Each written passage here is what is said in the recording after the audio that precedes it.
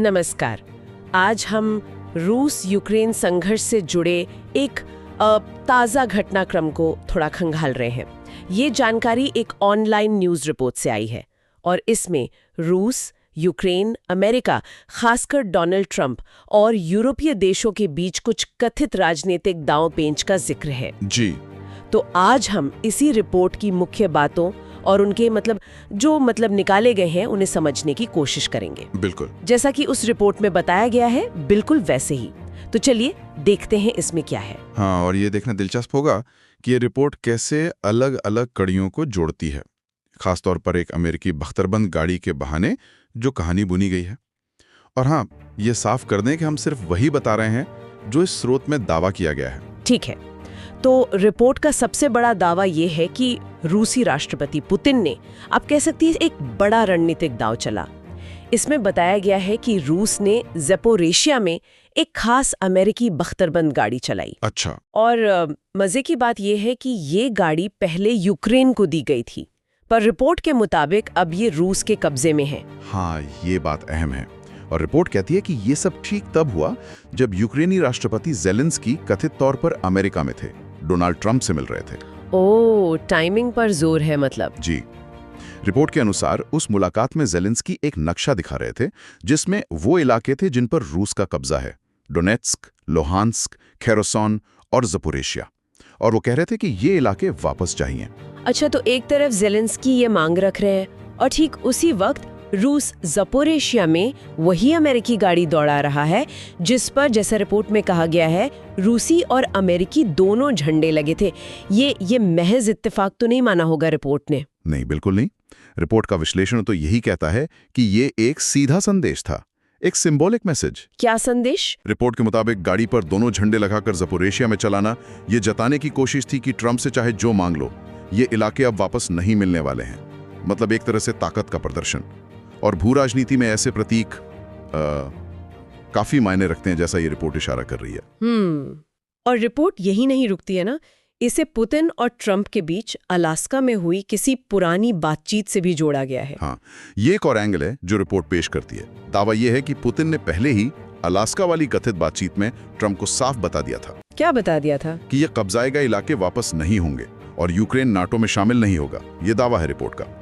तो रिपोर्ट के नजरिए से अब गाड़ी पर अमेरिकी झंडा लगाना उसी कथित पुरानी सहमति या समझ का इशारा था। लेकिन फिर से ये सारी बातें हमें उसी एक वीडियो ट्रांसक्रिप्ट से मिल रही हैं। हम इसकी पुष्टि नहीं कर रहे। समझ गए, ठीक है। तो कहानी का अगला मोड़ आता है ट्रंप और ज़ेलेंस्की की उस मुलाकात पर। रिपोर्ट के मुताबिक ट्रंप ने फिर ज़ेलेंस्की को क्या जवाब दिया? रिपोर्ट बताती है कि ट्रंप का जवाब बिल्कुल दो टूक था, साफ साफ। क्या कहा उन्होंने? रिपोर्ट के अनुसार उन्होंने कहा कि कब्जाए गए इलाके भूल जाओ और नाटो सदस्यता वो भी नामुमकिन है।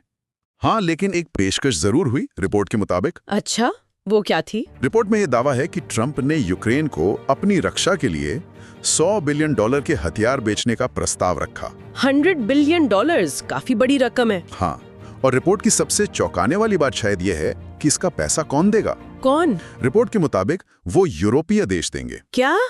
यूरोपीय देश मतलब हथियार अमेरिका बेचेगा, इस्तेमाल यूक्रेन करेगा और पैसा यूरोप देगा? हाँ। ये तो काफी अजीब समीकरण है जो रिपोर्ट बता रही है। अजीब तो है।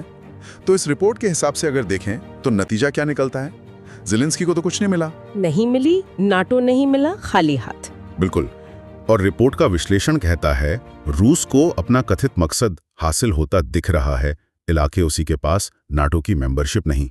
ट्रंप को रिपोर्ट के अनुसार हथियारों का एक बहुत बड़ा सौदा मिल गया और बेचारे यूरोपीय देश, उन पर $100 बिलियन का आर्थिक बोझ आ गया। ये पूरी तस्वीर, जैसा कि इस स्रोत ने पेश की है, वाकई एक जटिल राजनीतिक खेल की तरह लगती है, जहां हर कोई अपना अपना फायदा देख रहा है, या कम से कम रिपोर्ट ऐसा दर्शा रही है। जी। तो अगर हम संक्षेप में कहें, इस एक न्यूज रिपोर्ट के मुताबिक जो मुख्य बातें सामने आ रही हैं वो है, पहला, ज़पोरिशिया में कब्जाई गई अमेरिकी गाड़ी का रूसी और अमेरिकी झंडों के साथ प्रदर्शन। हाँ। दूसरा, पुतिन और ट्रंप के बीच कथित तौर पर पहले से हुई कोई सहमति या बातचीत। तीसरा, ट्रंप का ज़ेलेंस्की को साफ इनकार, न जमीन न नाटो। और चौथा, यूरो के खर्चे पर यूक्रेन को $100 बिलियन का हथियार सौदा। ये सब उस एक स्रोत के दावे हैं। बिल्कुल।